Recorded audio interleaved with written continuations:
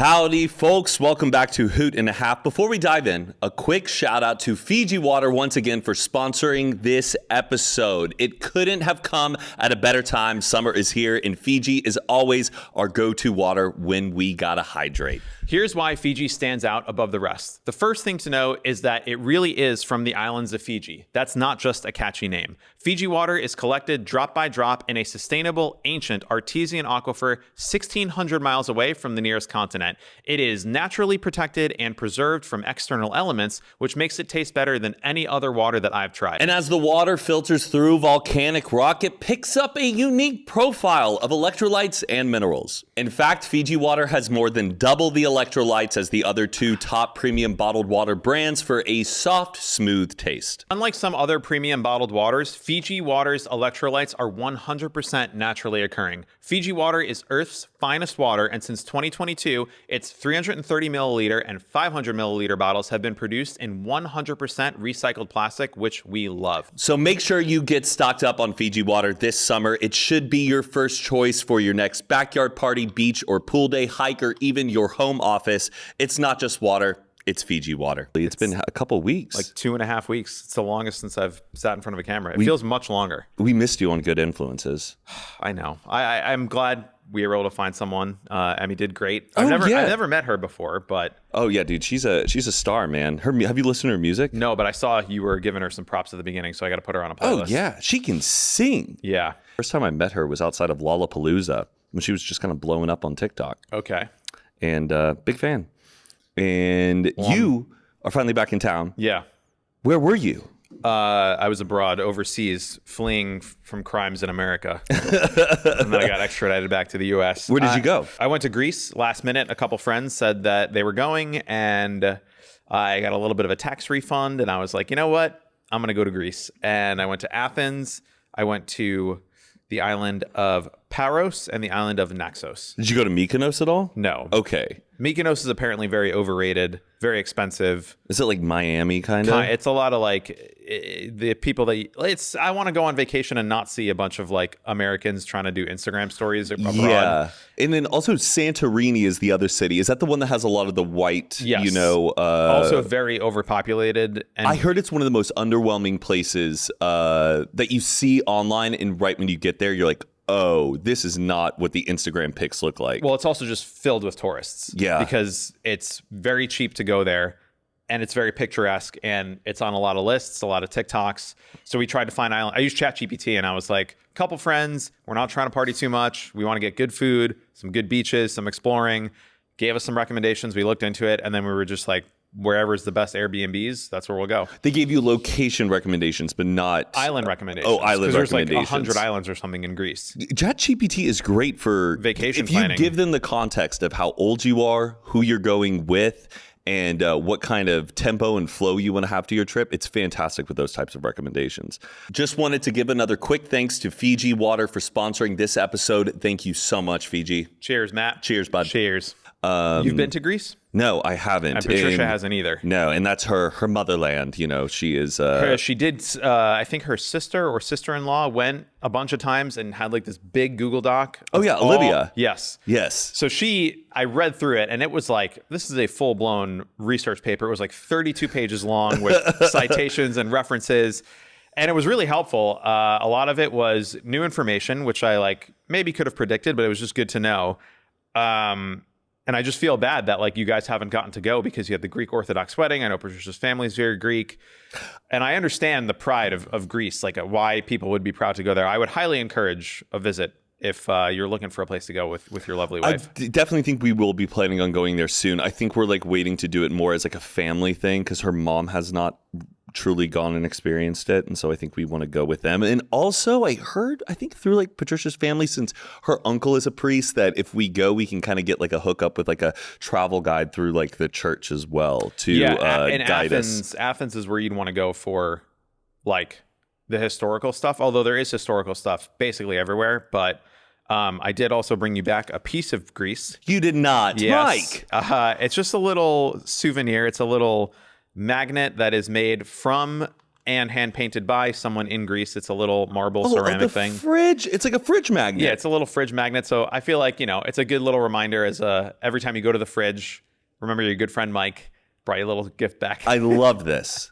Thank you. I think it says Paros in Greece, and I know Patricia has never been, so I wanted her to have a little bit of a memento. This is adorable. Yeah, I like that it also says handmade and painted in Greece, because I feel like when you go to a lot of these travel destinations, you go to the gift shops, and you're just buying stuff that's made in China. Bangladesh. Yeah, yes. It just says the name of the place on it. So I'll put that back in the... I love it. But I would highly recommend you go. It's the only souvenir I bought. And I like... I just break it. It's just in pieces. Yeah, it was great. I beat the jet lag. I did another ChatGPT. I was like, here's my flight plan. Here's what time it is in LA. Here's what time my flight is. When should I go to bed? When should I wake up? So I had the Klonopin, the magnesium, the melatonin, and I synced it all up. I went to sleep, woke up. Were you in economy? Yeah. How long was the flight? It was 11 hours-ish to Amsterdam, and then another... That's not bad if you knock out a good portion of it by sleeping. But the flight was at 3:30, so I basically had to I woke up super early. I woke up at 5 a.m. in LA, and then I got on the flight, and I tried to put all my chemicals in my system to fall asleep by 5. Fell asleep for 5-6 hours, woke up, and then I was in Amsterdam. Hung out on the Amsterdam airport, got some stroopwafels. You know what those are? Stroopwafels. They are those really thin-looking waffly things that are a little caramel and chocolatey. Yes, caramel layer on the inside, thin waffle on top, thin waffle on bottom. And the trick is, you take the stroopwafel, you put it on top of your cup of coffee, so the heat from the coffee softens it up. Oh. And then the caramel's all chewy, and then you take it off, and you take a bite, and you eat it while you're having your coffee, and it is amazing. Because it's kind of perfectly shaped like a circle. Yes, and it's it a can circular go waffle. Right in. Oh, I've never heard about that little coffee hack. So they had a stroop wall, which was a wall of stroopwafels at the airport, and then they had a deal. It was 3 for €11. 3 packages of 10 stroopwafels for €11. I guess that's a deal. I thought it was. What's the currency in Greece? It's a euro. The euro, yeah. It's a euro. Yeah, which is a little more expensive than the dollar, which kind of pissed me off. Right. Because I was going around saying America is the greatest country in the world, and how dare we? How dare our dollar not go as far as the euro? But I had a great time. I really thought about you a lot, because I was like, damn, I really for Patricia, I feel like this would have been a really nice trip, but I would highly recommend going. Now that you've gone, we can get some recommendations. Yes. I'm sure it will all really work out. Food was great. Greek salads, no complaints. No complaints. And now I'm back. Greek food, it's not terrible. I don't mind Greek food, but there's some stuff I really don't like. What do you not like? Is it called? I think it's called manicotti. It's their cheese? version of a baked ziti lasagna thing, but they have a touch of cinnamon in it. Oh, I think masuka or something. Maybe. I may be totally wrong on what a manicotti is, but Patricia's parents kind of whipped that up. And I, for the first 2 years of us being together, choked it down. And then after I was fully comfortable with them, I kind of said, I actually really do not like this. You guys can still cook it, but I will not be having it. Sure. And I love you guys endlessly. This is just not for me. That's fair. The food was pretty good. It's all very fresh. That's one of the big things I think about traveling that I realized compared to living in America is I didn't eat one thing out of a package the entire trip. Oh, that's good. And also you're going out to eat, but you stop on the side of the road, you pick up some fruits, you have a little bread, dipping sauce, Greek salad. It was a great trip. Did make me feel like also I would love to go on another trip with you. I feel like we haven't done that in a while. Would love to. You did just go to Wisconsin. I did. My first time going to the great state of Wisconsin. Because, I'm trying to do all 50 states. And when you have a really good excuse and no other excuses to not go to Wisconsin, go to Wisconsin. And our buddy James, Caucasian James, funny comedian, internet personality, he got invited to throw the first pitch at the Milwaukee Brewers game. And I had to go. Wisconsin is awesome. Loved it. Exceeded my expectations. How so? The nicest people I have ever met from a state. I already know people from Minnesota are really good people. I've never been to Minnesota, but every person I've met from the great state of Minnesota is a very good person. I don't know if it's something in the water out there in that portion of the Midwest. kindest people ever. Tim Walz, Connor Franta, Alex Ernst. Yes, and I know a lot of people from doing competitive speech and debate. From Minnesota. Minnesota would always come in and sweep national tournaments. And what's the big city? Madison, Wisconsin? Madison and Milwaukee. Oh, those are and the then two. Green Bay, but I don't think Green Bay is a big city. I think it's more of a glorified town where they have Where were you Green for this Bay game? Packers. The game was in Milwaukee, but we stayed in Madison. Madison is about an hour away from Milwaukee. Okay. Madison is on an isthmus. Gesundheit. Do you know what an isthmus is? You've been practicing that one? Isthmus. I I've don't know never if I could said say it. that I with never my said lip. it out loud, but when you're studying all the different types of geographical features, Yeah. you learn archipelago. You know what a peninsula is. I don't know if I'm going to say that with my lisp, so I'll just let Oh, you. an isthmus. I think I'll let you handle the an pronunciation. isthmus is a narrow, straight body of land in between two bodies of water. Okay. As a body of land, I don't even know if that makes sense, but yeah. Sure. So it's a tiny little jut of land with two big things of water. And We'll put Madison a is picture up. perfectly in it. There's a gorgeous little capitol. Looks like the nation's capital. None of the buildings are taller than the Capitol. You can. Oh, that's the college campus in Wisconsin is right on one of the lakes. I don't know if it's Monona or Minota. I was learning. You can get a beer as a student in the student union, go out and be right on the water. Unbelievable. Unbelievable. It was just the American dream out there. So where did you fly into? You flew into Madison? Flew into Madison. And then We had a party bus that took us to Milwaukee for the game. That's so fun. all of James's hometown friends, his cousins, everybody, we all went out to go root for him. I got to see some high school friends as well who lived out in Milwaukee. It was beautiful. I didn't pay attention to the game once. did you at least see him throw the first pitch? Yes, of Okay. course. We got to tailgate. Loved it. Had some cheese curds. I saw. It seemed like the pitch went well. Like he threw it. It didn't go haywire. No, the audience cheered very loud. It sounded like. And buddy, I was nervous the entire time leading up to it. Was he nervous? No, he didn't care. I was like, do we need to do some practice pitches? Let's measure out 60 feet and 6 inches, which Yeah. is the distance from, the The mound mound to the pitcher. to the pitcher, or mound to the catcher. Yes. And no, we didn't practice once. Actually, I feel like he did do a couple tosses during the tailgate, but I didn't witness that. And then so he throws the first pitch, and then he comes back and sits with you guys, and then you watch the game. Yeah, we watched the game. It was perfect. And we had some cheese curds. Have you ever had cheese curds? No, I don't think so. Do you know what cheese curds are? No, but this was an interesting conversation on the trip. Yeah. So many things come from milk, and I don't know how they do it. There's cheese, there's butter, and there's cream. Yes. All from milk. Well, how Dairy. how are we getting all these different things from milk? A lot of things come from wheat. Yeah, but like milk is like butter, cheese, Yes. and what's the other one? Yogurt. Yogurt. We can go down through all the dairy products. I'm just saying, it's such a- Go-gurt, sour cream. It's such a versatile like liquid that can turn into so many things. So I know I don't. Cheese curds is not even a thing I know what that is. I think we need to get rid of all the mozzarella sticks. I'm sick of cheese sticks. That's Where- what I'm the ones saying. where you peel? Yeah, where you know. Or actually, I do love a cheese Like cake. string cheese. String cheese. Keep the string cheese. But our go-to bar food, mozzarella sticks. mozzarella sticks. Deep fried. Get rid of string it. cheese. Bring cheese curds. Oh. Because I think cheese curds are a much more shareable, digestible, more inviting thing to nibble on Okay. than committing to a whole cheese stick. Because that's a whole, you're eating a whole That's a lot of mozzarella calories. stick. That's a lot of calories. And when you pick up one, you have to finish that yourself. You're not splitting a cheese No. stick. Cheese curds are basically little fried curds of cheese. Like balls. Yeah, little balls, but they're all kind of like misshapen. It's almost like a funnel cake. Are you using a spoon, a knife, a No, fork? you're just picking them off. Most of with them, your fingies. with your fingies, and usually you're dipping it in a little fun sauce. Okay. You can get like a little Wisconsin cheese sauce too. You're dipping cheese in cheese. You can do that, or I don't know. We ate at this one bar near Wisconsin called the Nitty Gritty, and they had this gritty sauce. Kick ass, man. Kick ass. Had the cheese curds up in the sauce, loving it. And they had some good beers too. I had Fried pickles. I didn't have any fried pickles. Do you in like fried Wisconsin. pickles? I like a fried pickle, but I like it on a wedge.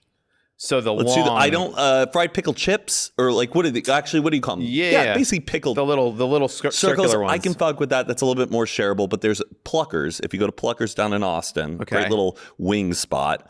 they do fried pickles on the wedge. And I prefer the wedge more than the chip.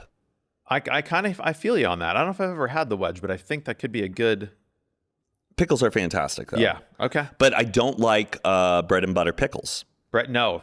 I want a little bit of spice. Sweet pickles, Yeah. no. No. Spicy pickles, absolutely. A little bit of sour, half sour. Ooh, a Half sour sour, pickle. half sour, half I need spicy. to dip my toes in some sour pickles. We should go to a pickle festival. You ever been to one? No, and I know they exist. I know Pittsburgh has a really big pickle fest. Pittsburgh Pickle Fest? And I'm planning on going. I'm going to New York this weekend, and there is a pickle store / bookstore in the Lower East Side. I believe it's called Sweet Pickles. Okay. And you can check a book or buy a book and get some pickles. You can also bring 4 used books in good condition and get a free jar of pickles. Oh, you got a jar. Get a whole jar, Mike. There's a great place you can go also called the Pickle Guys in the Lower East Side, and it looks like it's out of the 1800s. It's just a bunch of barrels of basically homemade different varieties of pickles, and you can try them. You can mix and match. They got spicy, sour, the big ones, the small Whole ones. pickle? Oh yeah. Or like the slices. But you can get them sliced and you can get them whole. It's a great. I went on a date there once. It was really fun. I love that. Yeah. Do you like pickle juice? Can you drink pickle juice straight up? I could drink pickle juice, olive juice. Oh yeah, I love it all. Catch me at 2 a.m. Oh yeah, it's in the good dark, for a little hangovers. midnight snack. You know, someone that you get some cheese in your hand. You're like that. Just take a sip of pickle juice. If the morning after drinking, you do a little bit of pickle juice, it's such a good hangover it's like cure. filled with like electrolytes. Yeah. A little bit of salt, a little bit of. Because people are always saying like, oh yeah, get the sunlight in your eyes, have a little bit of Himalayan salt and some lemon juice in your water. I'm all for the sunlight in my eyes, but you know what? Give me some pickle juice. a little bit of pickle juice. I could do that. The Liquid IV needs to make a pickle juice flavored packet, and I'd be right there for it. We'll be right back after a quick word from today's sponsor, Rocket Money. How much do you think you're paying for subscriptions every month? The answer is probably more than you think. Over 74% of people have subscriptions that they've forgotten about. I definitely did. Like, I was paying for a couple of streaming services twice, which is just insane because usually you should only have one streaming service per person. So that was a little frustrating, but Rocket Money showed me that I'm paying for 2 different streaming services. And thanks to Rocket Money, I'm no longer wasting money on the ones that I forgot. Rocket Money is a personal finance app that finds and cancels your unwanted subscriptions, monitors your spending, and helps lower your bills so you can grow your savings. With Rocket Money, I have full control over my subscriptions and a clear view of my expenses. I can see all of my subscriptions in one place, and if I see something I don't want, Rocket Money can help me cancel it with just a few taps.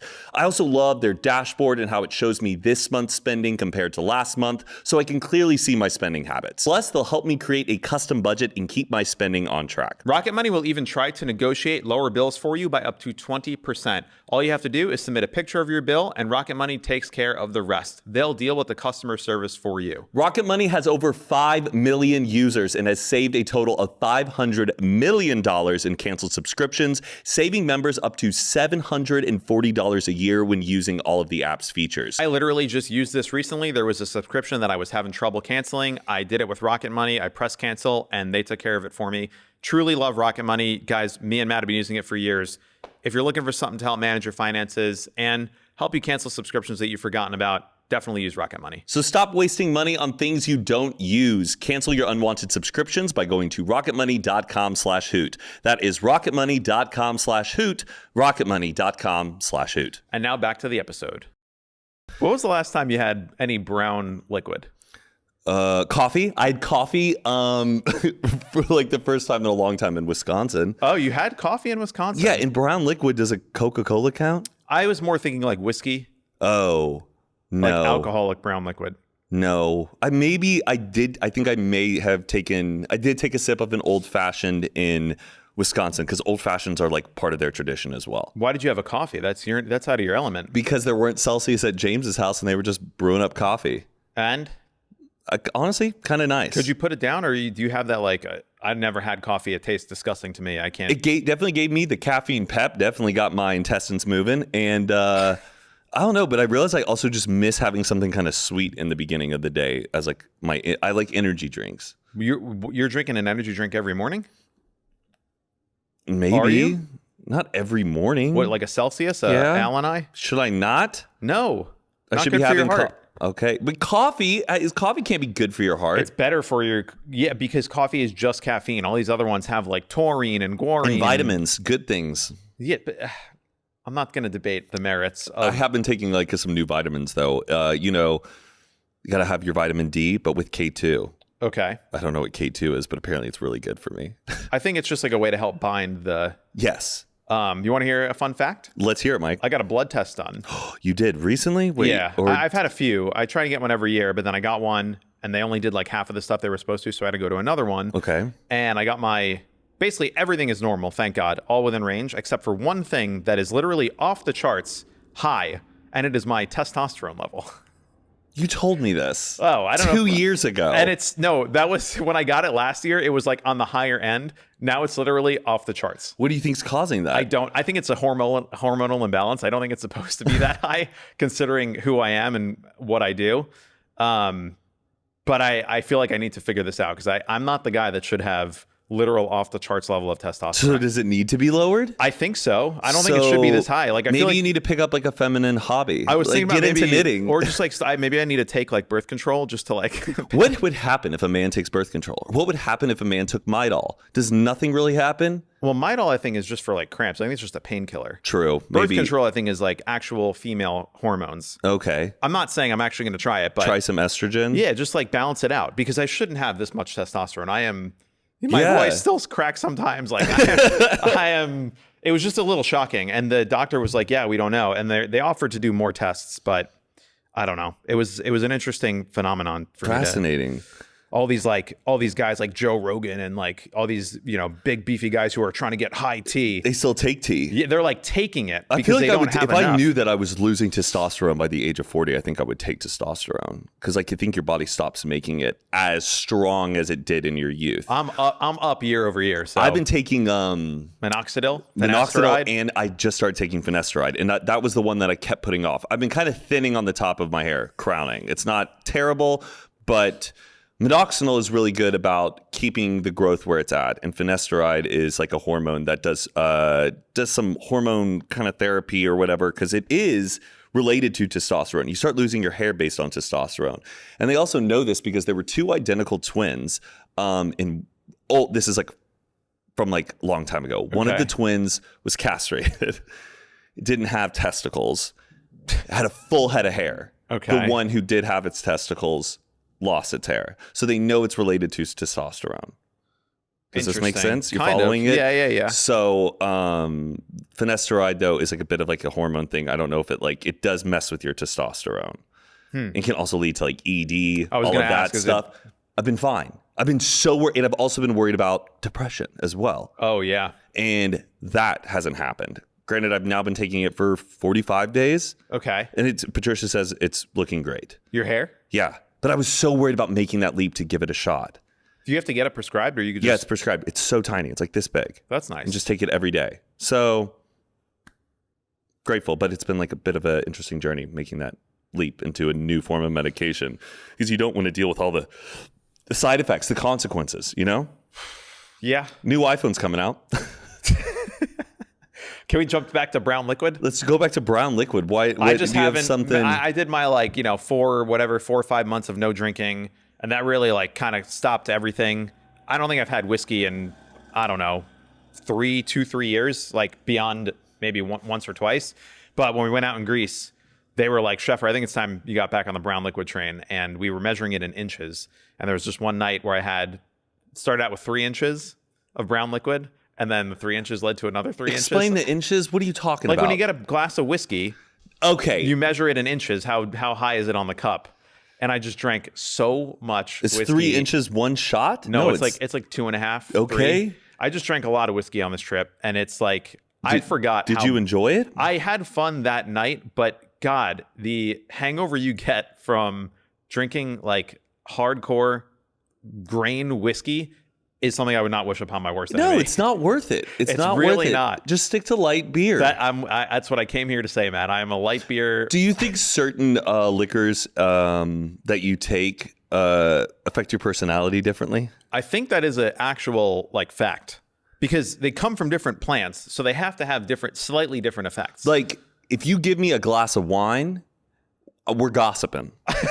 We are gossiping. My lips get loose, and I will tell you everything that I've heard, everything that I know. Doesn't matter if it's red or white, or you're just and like, and then I'm rooting for everybody on wine. Like, if you're going through something, I'm like, we're gonna get through this together. Do you think it's because of the glass that you're holding and it changes your body posture, or do you think the alcohol itself It's the alcohol itself. Tequila, also, everything's like a party. I'm clapping my hands. I'm like, I love this song. Turn it up. Maybe my clothes are getting a little loose. Okay. I'm Vodka? texting people. I start inviting people. When you're on tequila. Tequila, I'm like, well, where's this going? And why we got to get more people up in this room? It's like the cocaine of drinking. It is, because they do say like tequila is like a little bit more of a stimulant than it is because that's from agave, which is a different plant than wine, which is from grapes. Vodka. Whiskey. I mean, I might start punching some walls. I might start snapping at people for no reason. Letting your masculinity get real toxic. And rarely do I do the vodka that much. But vodka's that one we could put back on the shelf. You ever had Sambuca? Sambuca. Yeah. Is this the one that's like? This is the second time someone has said, "Have you heard Sambuca?" It smells like nail polish remover. But it's not coffee and alcohol. It is from the plant anis. Anise. Cat Williams had like a whole bit where it's like, "Have you had a Zambuki?" I don't know what that is. Oh, never mind. Okay. Sambuca is a crazy one. Okay. I think that might be the best one. It's clear, which is supposed to be better for you than not clear. That's apparently what gives you the hangover, is the color of the alcohol. The darker the color, the worse the hangover. So like red wine gives you the worst hangover because it's the darkest. Whiskey versus like tequila or vodka, those clear alcohols are better. Beers in between. But yeah, Sambuca, you got to try it. I would love to try it with you. Can you just get it at any liquor store? Yeah, it's made from like figs, I think. Oh, is this like grappa? Maybe. It's Have a Middle you had Eastern. grappa? No. Yeah, it's more of like a Ukrainian kind of like what's the rice wine in sushi restaurants? sake. Yeah. So, okay, now sake, I think arguably is one of the best. Yeah. That like feels like I'm coming down off shrooms in a good way. Where I warm it up too. Yes, Hot alcohol. warm or cold. Give me that. Give me some sake. Give me some shoju. Ozu, is that another one? I think so. They were having that in Greece, but I wasn't sure what it was. Yeah. Okay. Put me up in front of a hibachi. Get the sake rolling. Happy zone. Happy place. Yeah. But the new iPhone. Dude, it's honestly a little cringe how they have to do these every year now. I feel like they really are scraping the bottom of the barrel with. We do get a new iPhone every year. Yeah, that is yeah, but true. just the gaslighting of like, this is the best iPhone we've ever.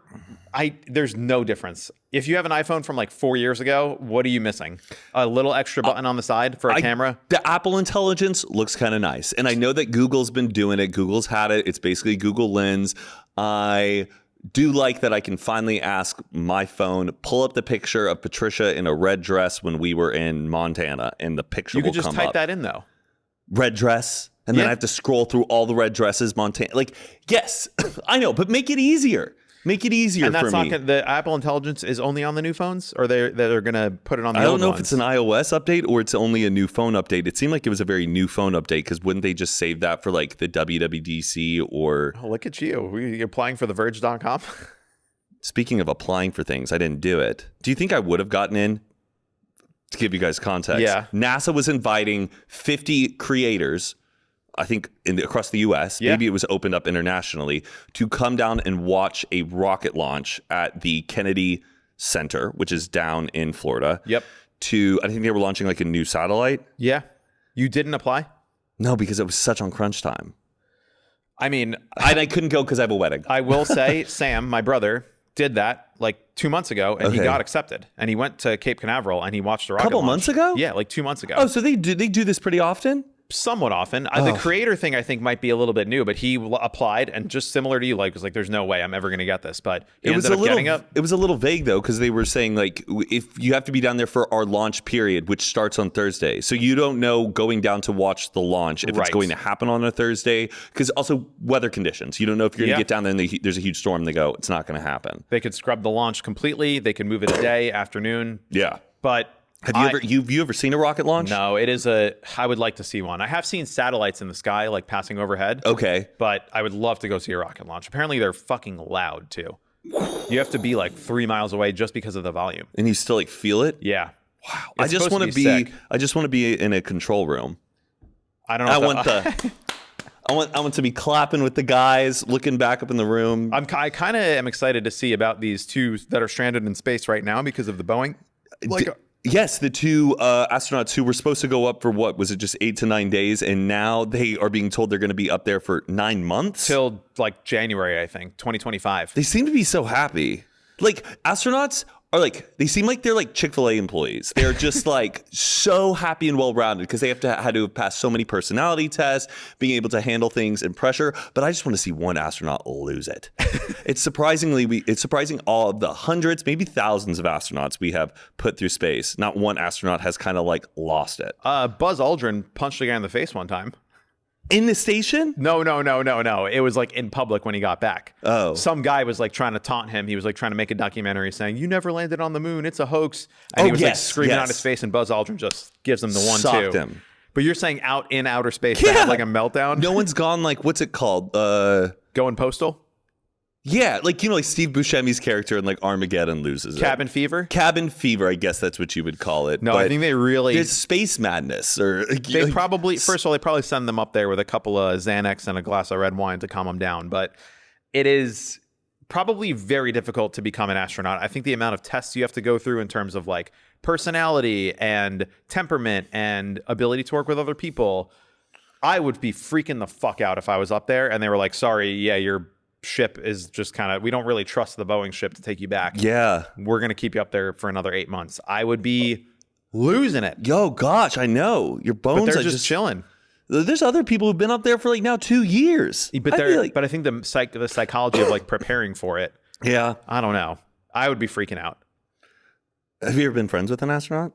No. Do you know an astronaut? No. I knew some kids in college whose parents were astronauts. I wanted to go to space camp. That was the dream when I was a kid. I would get the magazines. Yeah, space camp. The magazine brochures looked so sick. Oh, yeah. If there was ever like a game show on Nickelodeon as a kid, like Double Dare, Guts, all of those, where they're like, tell them what they've won. You've won this. You won the bike. You won the Nintendo 64 and a trip to space camp. Hell yeah. You are going to space camp? And then they show the sizzle reel where the kids are in like the machines and they're getting spun around. Whoa! And they're, yeah. Do you remember the movie Space Camp about like the kids who are at space camp? They go into a real life rocket and they think they're doing like a rocket simulation, but they accidentally click like full on let's go. Launch and they the shoot the kids into space. And a bunch of kids are in space and they have to try to get them to come back to Earth. Crazy little movie. Is that like a Disney Channel original or that's a... I think it was like a straight to video movie. Video. It's like 1989 probably. Are you picking up any new hobbies as the seasons are changing? No, I've just been reading aggressively. Oh, for book club or just generally? After book club, once a book's done, I'm picking up another. So what did we just finish reading? We just finished reading Tomorrow, Tomorrow, and Tomorrow by Gabrielle Zevin. Incredible book. It felt like The Social Network, but with like genuine human characters, people who have actual heart, and they're making like video games. It's like a bunch of like Harvard kids, and it's over the course of like their going from kids to their early 20s to... Did you see them making it into a movie? Like a Richard Linklater movie? They are. Oh, they are? They are making it into a movie. Someone I think just got the rights to, so it's going to happen in a while. Love that. And then right after I finished that, I read Burnham Wood, which is this kind of environmental activist thriller about these like guerrilla gardeners who go out to forgotten spots of land and grow crops to like help poor people and make more sustainable like farming and stuff. And they get this like help from this like nefarious billionaire who allows them to like grow on his property, and shit goes down. Down, dude. I was biting my fingers all the way through. And then I read Salem's Lot by Stephen King. Oh, yeah. Yeah. That's getting time for spooky season. Oh, my gosh. I've like read it, but like a long time ago. But this was like my first like full official like dive into Stephen King. And I love it. And I just started last night. Do you know the book, The Power Broker?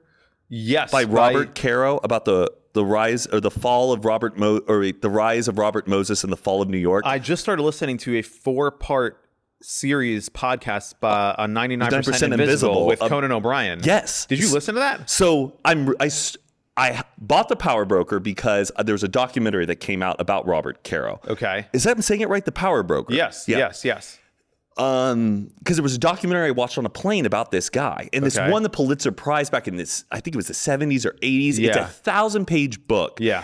And in the beginning of the documentary, Conan is in it, Ethan Hawke, all of these huge celebrities and like politicians, and they're reading excerpts from it. And I'm like, this seems so well written. I bought it in Birmingham, and I've had it sitting there on my nightstand. And finally, last night, I go, I'm going to just read The Power Broker.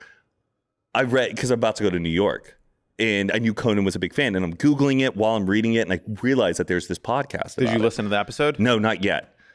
I listened to the episode. I haven't read the book. Apparently, this guy spent like 30 fucking years writing this book. Like apparently the book is also extremely well written, where every end of the chapter you're just like, oh my god, I need to continue. And to it's the very next chapter. digestible. Like Yeah. it's written in such a way where like it doesn't get too complicated. I wish I was like a true resident of New York to where I understood every nook and cranny of the city that they're Because he's a guy talking who about. used his power to like change the parks departments and the building construction.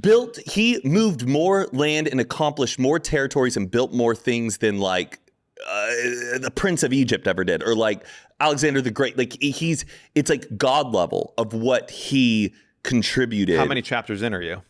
Dude, I'm still on the introduction. Oh, And I already feel like I've read the whole book. I'm like, well, where's the rest of this book going to go? Because I feel like it's just this huge illustration of everything he's accomplished. and do you like Robert Caro's writing style? Oh, that's what's keeping me hooked is Robert Caro. And I love that Conan O'Brien has this huge obsession with him, because there was this whole thing where he kept asking him for years and years and years and years to come on the show, and Robert Caro was just like, no. Yeah, he just sits in like his New York office with a typewriter for 12 hours a day and just doesn't talk to anybody. And yeah, he's a very tough guy to get. Yeah. Did Conan interview him? Eventually, yeah, he did, because when I watched the documentary on the plane, the Conan did get to finally interview him. So I think it does happen. But I think I'm going to hold off on listening to it until I read. So I get to page 94, because the first episode of that podcast it's a book club, basically. Yes. So when you listen to the first episode, it's page yeah. 1 to 94. I will say the first episode that I listened to doesn't even talk about the book at all. Like the first episode is just Robert Caro. Oh. The history of the book, why it was written. And it doesn't really even go into what is in the book. It's just like, here's the context. Here's this guy. Here's why it's insane. Here's kind of what it's about. And it's just really interesting to listen to. Oh, I'm listening to that right after Why this. are you going to New York? For Patricia's friend Drew's birthday. Where's it at? In the Brooklyn, I guess. But we're staying in the Lower East Side. Where are you staying? I don't want to say my hotel. Oh, you're okay. I don't know if you're staying with friends, family. Staying at a hotel for the first thing, and then staying at Drew's place for like the remaining days, and then got a wedding out in Anniston, Alabama. Oof. I know. So you're packing for a wedding and a New York trip? I think I can do enough in a carry-on. I'm so optimistic I can do everything in a carry-on, and the last minute Patricia's like, no. Can I tell you something? What? I am with you on the carry-on, except for this trip to Greece. I think I'm done with carry-ons. Oh, you really think you should have fully packed it? By the end of the trip, I just had to have like 3 different bags because I wanted to keep like my dirty clothes separate and like the things that I bought, and like just moving from Airbnb to Airbnb and traveling and getting in the like. It's nice, the idea that you don't have to wait for the carousel, but the 3 people I traveled with all just had massive full-size suitcases. Open it up, it's like sectioned out cleanly. Yep. Every time I have to sit on my suitcase and just like pull the zipper within an inch of his life to get it closed. And then when you open it back up, it's just a mess. I think Patricia always wants me to pack another, like a true check-in bag, because she wants to rely on me in case she goes overweight. Yes, which continues to happen. You can see it live on TikTok.com/Matt. Unbelievable. Yeah. And it still just it happened again. Are you serious? And it happened again. Why don't you buy her a weight? A weight. I need to do that. I keep forgetting to Amazon it. But I get so mad at the airport. You should buy her this, whatever it's called, a luggage weight, because I think it's time. But yeah, I pride myself. I've been to weddings. I went to your wedding. I went to the wedding in London, wedding in Ireland, wedding in Italy, all with a carry-on, nothing else. And then this trip in Greece where I was like, oh, this will be so easy. I don't even have to wear a suit, no shoes. I'm giving up the dream of carry-on only, and I think I'm going to... Do you already have a suitcase, though? I have like an older one from my parents that's like only has 2 wheels on it, and I think I need the one with 4 wheels. Yeah. Because the one that you just have to drag behind you kind of sucks. Like, And you need like kind of a nice one. I mean, I don't really care about the niceness of it. I think I need the 4 wheels. Don't get a Rimowa though. The super expensive ones. Yeah, the one that like is like steel case. Soft shell or hard shell? That's a great question. I'm hard shell, but lately I've been leaning towards soft shell. I think soft shell is the better play because you can get a little bit more stretch out of it. Yeah. Once your hard shell is cooked, you're just cooked. And I even feel like the shelf life on like a soft shell goes a little longer. The hard shell ones, like they dent up. It starts getting de-stressed. There's too much tension, and you can't. You just want a little bit of elasticity, and you get that with the. So I think. Have you ever accidentally taken the wrong suitcase? Oh no, never. I'm a freak. I bought a bright orange suitcase. I wrote Mike Sheffer on it in big silver Sharpie. No. Have you ever left a suit, or have you ever your suitcase didn't make it to the destination? Lost luggage. Never happened to me. When we were in London, we took a train, and this is again another downside of the carry-on. I bring my coffee stuff with me. I have my grinder, the V60 machine, an extra mug, filters, a scale. And that stuff kind of sucks to like repack into my carry-on. Why are you bringing that, Mike? Because I like to enjoy my morning coffee with the highest quality possible. Shouldn't you just get excited about the local brew? No, because usually it's like if we're going to these places, I don't want to have to add it to the schedule of, hey, can we all go get a cup of coffee somewhere? Like it's a whole to do. Usually if you're at a wedding, you're also not necessarily in a place where you can just walk to get a cup of Joe. Just let me live my life, okay? All right. So here's what happened. We're at the wedding. I'm staying with Brooke, Tristan, Megan, and I was making coffee in the mornings, and then I just took all my coffee stuff and I put it in like a plastic bag, separated because I didn't feel like reshoving it and doing the 4D Tetris to put it back in my carry-on. So I just had it in a little bag, and then we went on the train from London to the Cotswolds, and in my brain, I always just have a backpack and a carry-on.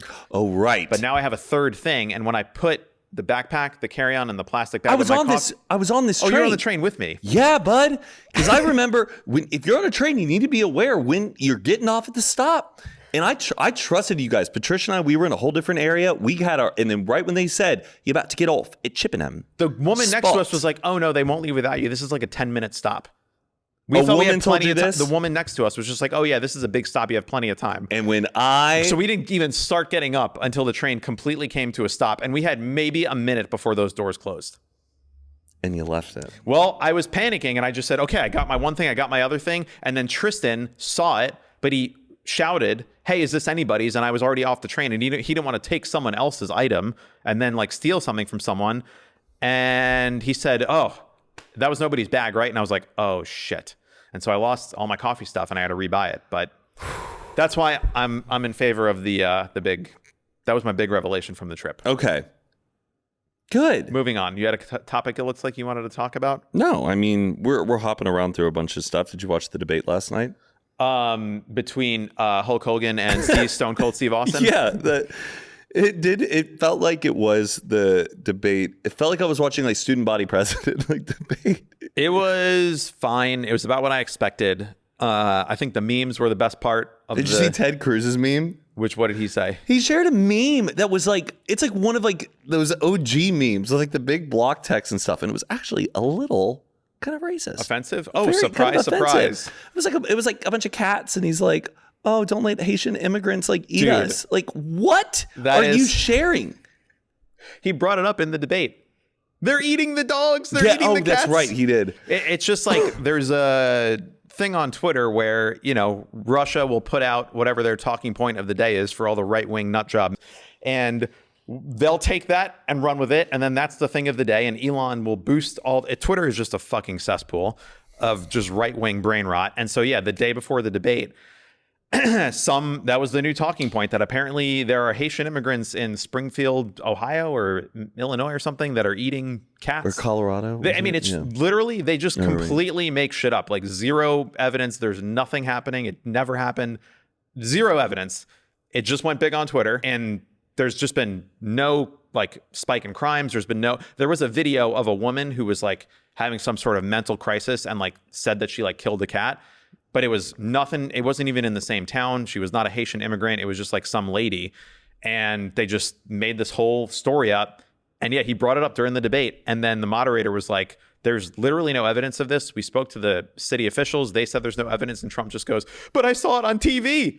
Like, Grandpa, we're going to get you to bed now. He is. The triggering moment was when she was like, which I was just like, from the top rope, baller, fucking elbow to the chest. She was like, I invite you to attend one of Donald Trump's rallies, and you will see he starts talking about things like Hannibal Lecter and that windmills cause solar cancer, and that people start to leave and fall asleep because of how boring and rambling and small these crowds are. He fucking got triggered, and from that moment on, he just couldn't get back to his baseline. Are Walz and Vance going to have a debate? Does that normally happen? It normally does, but like nothing is normal these days, so we'll see. But yeah, that will be a great one to watch. I'd like to see it. I do too, just to see these guys get fucking dunked on. But Trump was pretty rough shape. Not a great look for. But he said it was his best debate he's ever done. Oh, he lied. What a surprise! But Taylor Swift endorsement. Yes, huge. Clearly so calculated that she was waiting for like the end of the debate. Also, she was getting a little bit of flack like in the past 2 days because she was hugging Patrick Mahomes' wife. Who cares? Actually, who cares about that? That is your boyfriend's coworker's wife. Who cares who she's voting for? Well, I think it's less that she's voting for, and I don't know exactly what she's done, but apparently she is sort of a vocal supporter of the MAGA movement, which is... Yes. What is wrong, though, about still being friendly with someone who has different political views? Especially your boyfriend's coworker's wife. I think you can still be decent and hug them and say, hi, how you doing? Publicly, at the work function. There's nothing wrong with that. Publicly, Taylor Swift could be a little bit more calculated, although I think she now has completely overrun that by doing the post with the cat. And the last line signed a childless cat lady. Baller fucking move. Taylor Swift, probably, I would argue, her endorsement probably moved more people than the debate did. Like, I think so. I think last election she endorsed Biden. Yes, but I think she also had like a record number of getting people to register for votes. Yeah, I think it's deeply influential. Pretty sick. And her audience is extremely young. And a lot of people are probably first-time voters, so... Actually, I think now, though, most of her audience are fully eligible voters, and I would argue she's way more powerful and popular today than she was 4 years ago in 2020. Completely. Like, she is the person right now. So that's pretty fucking sick. Did you see what Elon said after, though? No, what did he say? Like, it's almost too gross to even, like, say, but basically, she wrote this whole post, signed it, childless cat lady, and he tweeted something like, oh, okay, well, if you want, I will give you a child and protect your cat. Basically, like, it was like, it's really creepy and fucking weird. And he's basically like saying, like, I will impregnate you because you're childless, and like then go into the cat thing. Like, he is fucking, he needs to. I thought you used to be very like jazzed about him. I thought he was a pretty good dude because Tesla as a company, before he started going right-wing maniac, like just incel cringelord, what he would speak about mostly was transitioning into sustainable energy and pushing electric cars to be something that are better than gas cars. Like that, those were his two big philosophies, which like I still agree with. We should be moving towards sustainable energy, and the way to make electric cars the car is you have to make the electric car better than the best gas car. So like when Tesla first came out, it was legit better than like your best Audi or your best Porsche. Like, it is just a sick fucking car. Now something happened. He also like used to tweet about how Tesla was, there was like a tweet from him in like 2016 or 2017 where he was like, we support LGBT and our employees do, and if you have a problem with that, you can buy from another company. And now he is just, some reversal happened. I don't know what it is, but like if some moment triggered in his brain that he's just gone brain rot, right wing, like MAGA, just lunacy. And it's just a shame because he made a cool company, and now he's sort of ruining the entire reputation, and he's just a terrible buzzman. Do you think Cybertrucks are still cool? Not really. I know. They're kind of sick, like, yeah. But now they're like the douche machine. I was excited though for like the wave of a change in design for like cars. It was a cool idea. And I think we're seeing like what Hyundai is making, I believe, the new Kia, like these cool kind of new retro futuristic cars. I want to see a little bit, those kind of cars I'm kind of vibing with. That one, unfortunately, was a What? concept car. Oh, I thought it was approved. They're not going to make that into production. They posted that like 3 years ago. It's making the rounds again right now, which is sick because I want to put the pressure on Hyundai. But yeah, like doing the retro 1980s, very cool throwback style, but making it electric. I think that's what people want. Cybertruck could have been a cool idea. But it just took them like 4 fucking years to make it. It's only being purchased and like driven by ultra douchebags. And it's just like a piece of shit. Like it breaks. It doesn't work. It's all fucked up. Like it's poorly built. And yeah, like Elon just as a dude now, like he just represents this company and it's just cringe to even like be seen with one. So it's a shame. Don't get fucking falling into the right wing brain rot and incel garbage. Sorry, Charlie. Rivian. That's where we're at right now. Rivian, Hyundai, better companies. I would like to drive a Rivian. I like the kind of smaller looking, the R3X crossover SUV looking one. Yeah, that I kind of vibe with. I like their colors too. They're gonna overtake Tesla, I think, is my prediction. But yeah, the politics stuff it's just insane. Are you optimistic? I think so. It really is going to come down to a couple of swing states, but I just think young people have to register and have to fucking vote. Have you donated any money to the campaign? Nah. No. I don't know. I have my thoughts on that. I get so many texts all the time. I know. I mean, they're good. So urgent. They're good at raising.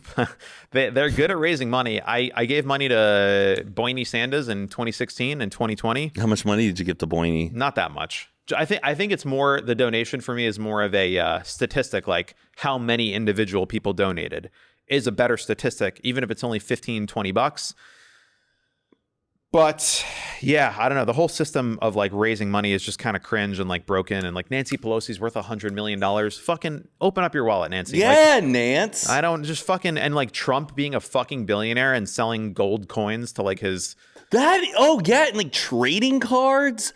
All of that stuff where it's like, this is a certified card. He's selling like NFTs and like, yeah, Trump, like, it's just like, you're a fucking billionaire. Why are you asking your grandma and grandpa who are on their pensions to give you $100 for it's all a nightmare. But hopefully she fucking wins. Young people in Texas. Do you know about how to register in Texas, by the way? Is it complicated? Mm-hmm. It's really. I think most other states you can register online. But with Texas, you need to literally print out a form, sign it by hand, and mail it or drop it off to a like official ballot registration. Has it always been like that, or they made it more difficult? I don't know about the history, but I know right now, like if you want to be a registered voter in Texas, you need to print it out and mail it to them in order to get registered. But usually, like if you get your driver's license renewed and stuff like that, that is part of the package is getting registered.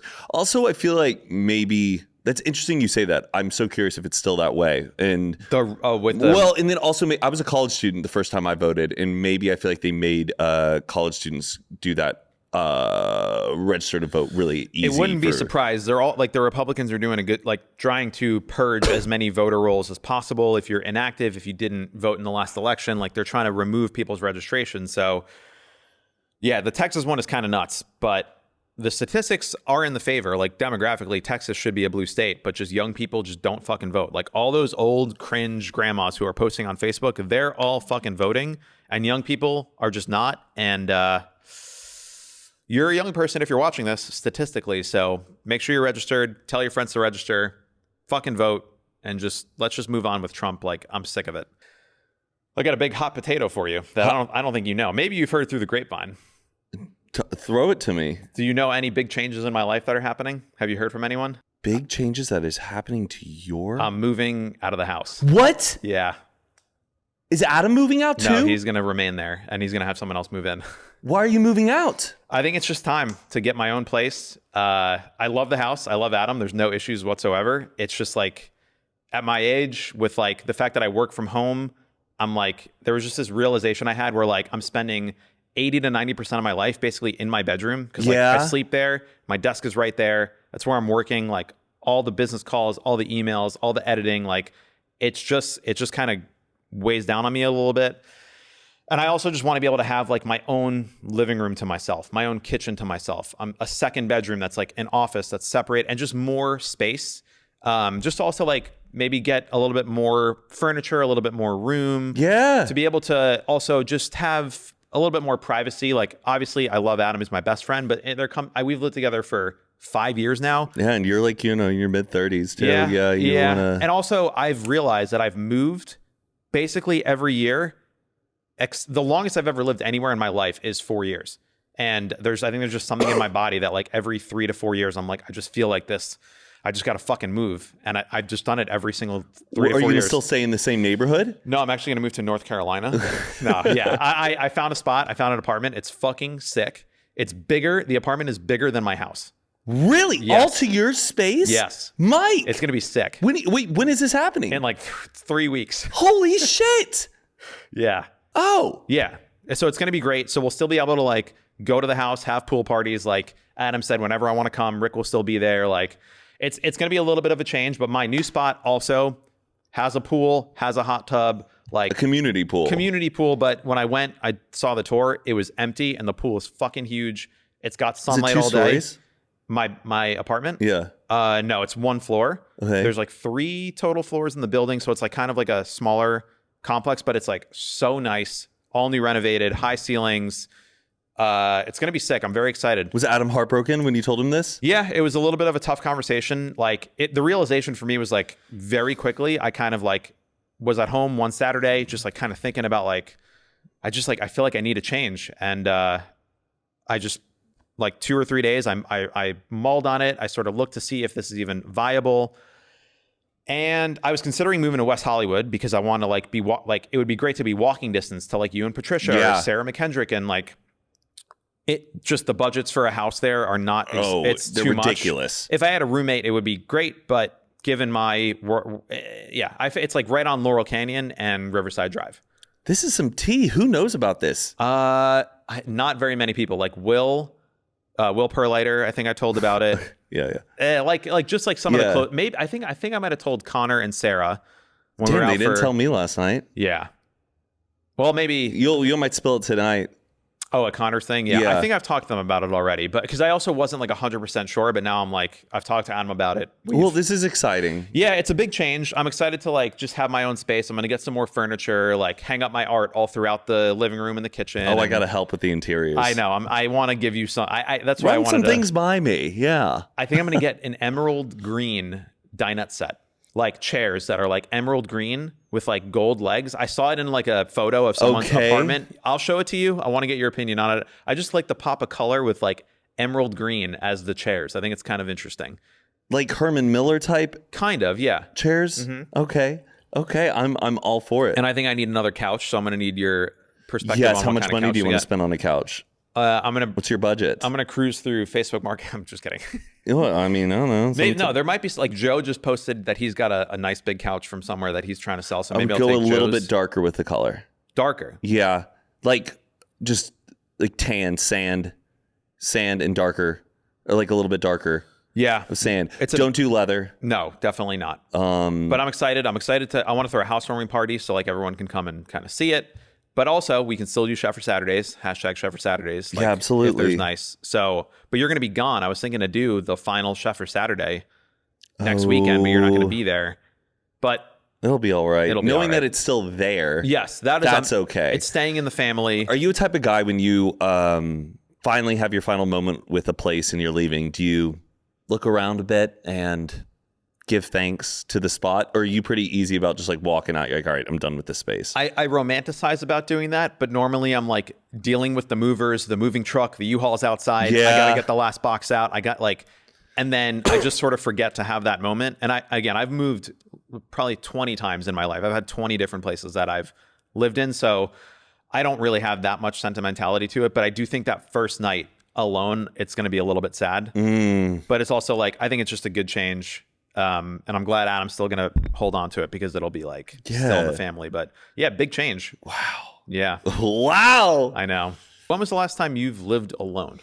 Last time I lived alone was when you're in that ADU? Yeah, I was in that ADU. I was in that Blick Street? Yeah, I was in that guest house on Blick Street. That was like 2016 to 2017, I believe, or 2017 to 2018, around that time, before I moved into Zane's first house that he bought. Because that's also a thing about living alone. I do feel like is a nice. It is nice, but like emotionally, hopefully, like emotionally, everything's like great in your life. It's kind of nice, like having a person you can just go talk to and get your mind off something. Like Right. you're really truly alone, kind of with your own thoughts. You have Like TV if I come back from a bad date and I just want to like vent. yeah.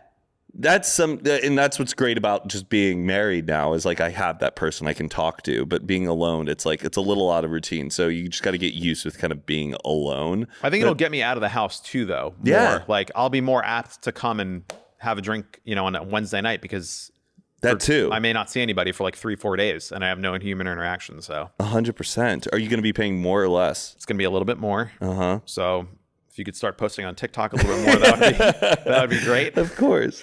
But I'm excited, and I'm glad you're. I thought you were going to take this a lot more rough, but I'm glad. No, I mean I'm all for people growing. So and knowing that Adam is still like the spot will be there. Yeah. I am kind of cool with that. I am very surprised you are doing it, but you already have something set in mind. Just the idea of like the separation of work and home life is just not something I have right now, and I think having a second room where I can that's like where I'm editing, where I'm working, where I'm taking phone calls, and then I can leave that physical space and have like a home is separated from the work area. I think I'll be mentally. I always been thinking about that with Patricia and I, like, do we buy a house or do we actually just upgrade and get like, I don't know, a more modern place? I just sometimes wish that we had better lighting in our house, like consistently. But do you mean like sunlight windows and stuff? Because I always feel like we're in filming in the same areas. But I think right now we're turning our back room into kind of like this cool kind of office workshop kind of creation space where we can utilize that lighting a little bit more. Interesting. But wow. Yeah. Damn. Well, that's the update from Matt and Mike. It's an exciting update. But yeah, I think it's like seasons are changing. We're approaching holidays, New Year's, so like it's a good time for change. And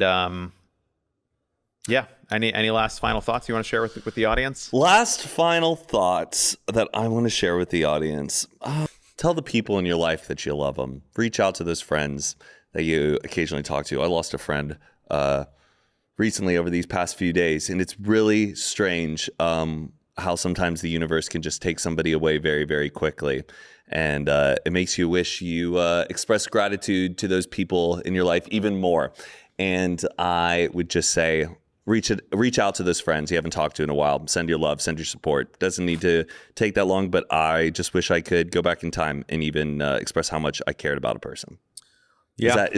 That's good. And I just to echo that, I think when people hear that, they think it means like, I have to start a conversation. I have to make plans. I have to expect a response. Like, it is nice, even if you don't have the bandwidth or someone else doesn't have the bandwidth to respond. Just imagine you're getting a message one day from an old friend that just says, "Hey, I miss you. I hope you're doing well."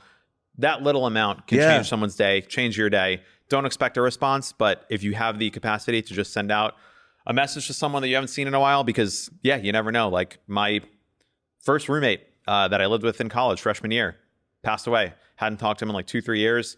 And his last message to me was something that I didn't answer. He just said, "Hey, bud, how you doing?" And I just got lost in the shuffle. I didn't respond.